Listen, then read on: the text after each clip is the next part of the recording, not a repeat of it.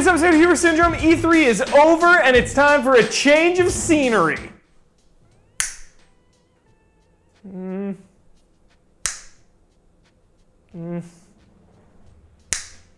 Let's get started. Hey everyone, welcome to the show. It's time for an E3 recap. E3 is over. The dust has settled. The dust has settled or the dust has cleared? Either way, it's time to recap what we saw for E3 2017. Let's dive right in. It's only going to be a recap, but it's going to be about just the show in general and why I love E3. The first and the biggest thing I love the most, like a big warm blanket of E3, are the surprises. So there were a ton of surprises, not like the Year of Dreams, of course, but still, there were a ton of surprises, and they were company-wide, you know? Everyone had something to surprise us with. Whether it was Sony showing off Shadow of the Colossus remake. I still can't even believe this is getting made. I do not understand it. Like, I haven't woken up from this dream. And then next, you know, we have Nintendo. They heard us. They were watching, allies. They were watching this show, and they knew. They said, you know what? All those comments, all those people wanted Metroid. They all wrote in to Hubris Syndrome and they said, we just want a Metroid. We want a 2D Metroid and a 3D Metroid. So what do we get at E3? We get a Metroid Prime 4 announcement and a Metroid 2 remake. Feels good. You know, and even though the Metroid Prime 4 trailer was just a logo, it's the acknowledgement. It's the acknowledgement that fans exist, that fans are hungry, that fans are losing sleep at night thinking about another Metroid. Because it's easy to assume Nintendo is just going to start cranking Metroids out.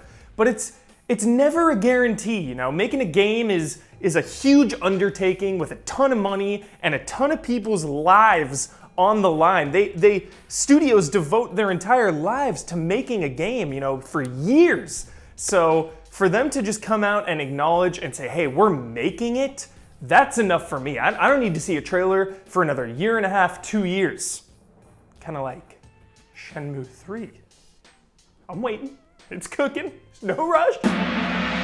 Then, of course, Microsoft coming out guns blazing in the opening minutes of their press conference showing Metro Exodus.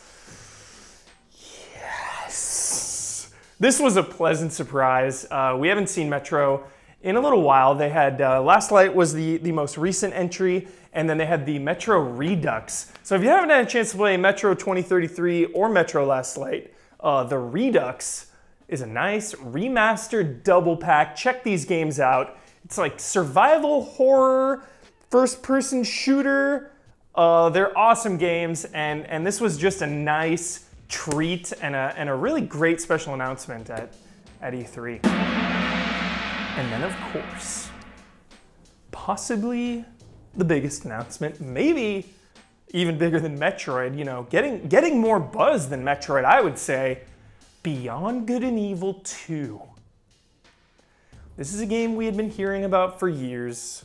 It's not even that Beyond Good and Evil 2 was announced, it's the way it was announced. They showed a wonderful CG trailer, which I'm usually not a fan of, but this trailer made me want to explore this world. But really, the creme de la creme, the cream of the crop, was when the creator came out in tears. In tears. He came out and just tears down his eyes. You could feel the emotion, you could feel the passion, and that is what it's all about. That is what video games are all about. Next, another one of my favorite things about E3, we're talking about Metro, we're talking about Beyond Good and Evil 2, we're talking about Metroid. It's renewed interest in franchises you might have missed the first time around. That's a mouthful. The amount of hype and the amount of tweets I have gotten for The Evil Within is insane, in extreme amounts, and I'm loving it. Evil Within 2 gets announced at E3, and you know, people see it and they're like, what is this game? This looks awesome. Whoa, I missed Evil Within the first time around. I'm gonna go back and play it. Yes, yes. Same with Metro. Same with Beyond Good and Evil. Same with Metroid Prime. I was perusing on NeoGAF the other day, and there was a thread of which 3D Mario should I play, because they saw the Super Mario Odyssey trailer and they hadn't played any 3D Marios, so they were gonna go back and play a couple before Odyssey. That is one of the things I love about E3 so much, the celebration of games, and that it's never too late. It's never too late to catch up on a franchise, even if it's, you know, Yakuza 6 coming out and you gotta go back and you gotta play them all. It's never too late. The hype is forever. I mean, I never finished Beyond Good and Evil 1, but now that 2 is coming out and it looks awesome and there's so much hype around it, I'm absolutely going back to play it. It's never too late. So this E3 was a special one. It was special because it was open to the public. Don, show that picture. That's just me with some allies hanging out near the Knack 2 booth. It was jolly times. It was incredible. Now there's a lot of articles out there saying how unsafe E3 was. It's dangerous, and you know, lack of security, crazy amount of lines. Yeah, absolutely, I acknowledge all that. But to feel the excitement on the show floor with all of these first-timers was electric. It was such a good feeling, seeing fellow allies, seeing the excitement, people waiting in line playing Mario Kart on their Switches, just excited to be there and excited to just play games and experience the love and experience the joy of what E3 is all about. Lastly, E3 has been going on for 22 years. I was 7 when this started. I'm sure some of you watching aren't even 22 years old yet. So pretty crazy. And I think it was one of the better E3s in that 22-year period. I mean, if you go back and you look at some of these shows, if you haven't seen the Konami press conference, I don't know what year that is, type in Konami E3 press conference. You'll see. You know, and of course, there's always some disappointment with some missed games. Check out Game Trailer's Unsolved Missed E3s, still one of my favorite videos of all time from the old Game Trailers days. But of course, there's always disappointment. You know, Shenmue doesn't show up. I assume Ryo's still looking for Lan Di in China somewhere. That's why we didn't see a trailer.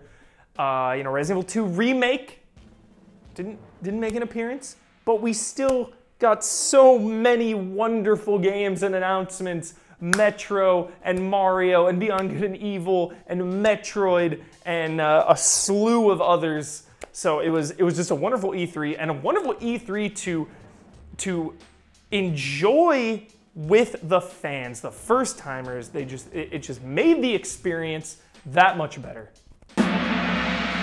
So that's it for the episode. That is the E3 recap of 2017. I'm at Michael P. Huber. If you want to talk about E3, tweet me or catch me on Talking Syndrome this Saturday at 11 a.m.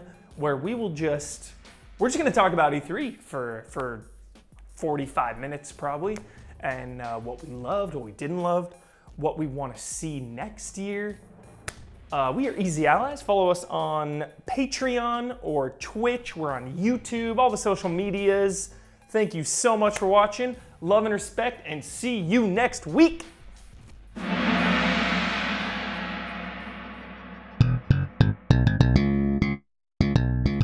time for the Syndrome.